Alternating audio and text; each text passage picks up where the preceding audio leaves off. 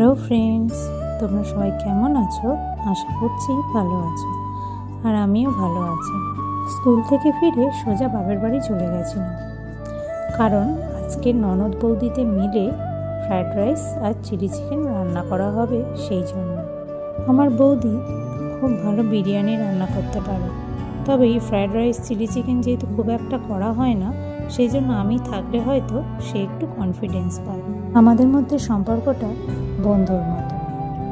দাদা আর আমি ছোটোবেলা থেকেই চাইনিজ মানে এই চিলি চিকেন ফ্রায়েড রাইস খেতে খুব ভালোবাসতাম।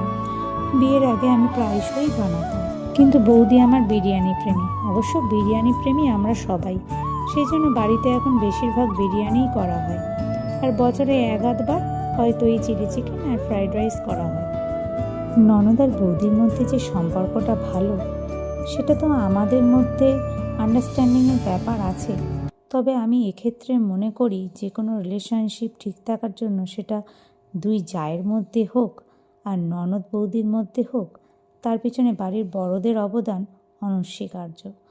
আমার মায়ের অবদান আমি মনে করি এখানে অনেক বেশি, কারণ সে তার জামাই আর ছেলের মধ্যে আর মেয়ে বৌমার মধ্যে কোনো রকম ফারাক করে না।